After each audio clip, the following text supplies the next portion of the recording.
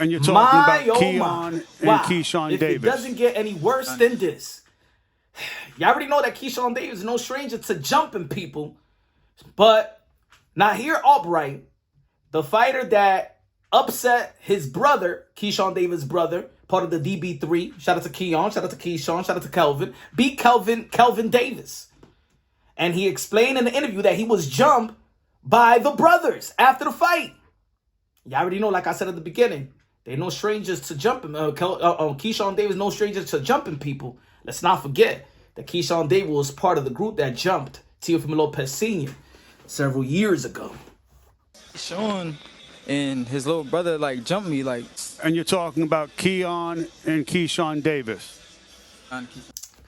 This ain't a good look. As we all know, there was supposed to be a Keyshawn Davis night versus el Dominicano, el Platanero, el Manguco, los tres golpes, Edwin de los Santos. As we all know, Keyshawn Davis got stripped from his WBO lightweight belt because he came in forward, almost 5 pounds overweight.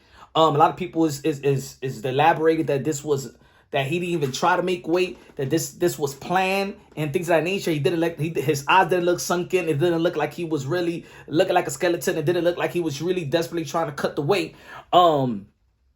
So Keyshawn Davis had a bad week. It was supposed to be his night. Allen Iverson, Michael Vick, celebrities were supposed to tune in.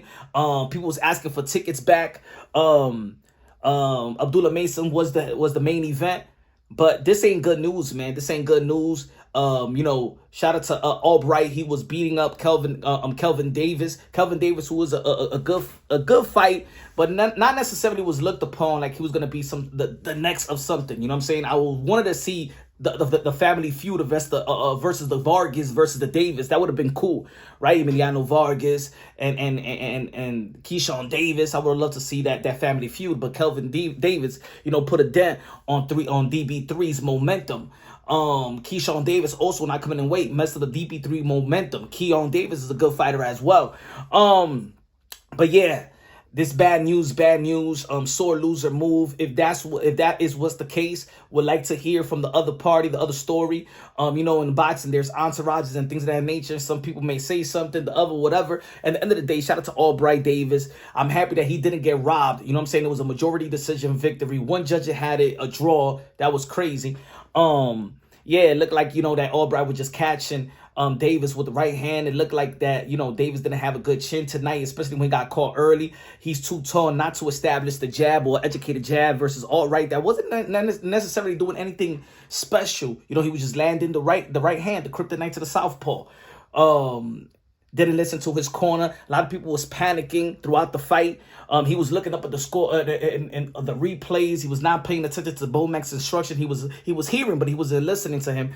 But this is not a great night of boxing for the DB3. But shout out to Eldy Cedeno Martinez. I've been telling y'all for 6 years. Eldy Cedeno Martinez, the 2.0, the Earl Spence 2.0, did a wonderful job stopping his opponent.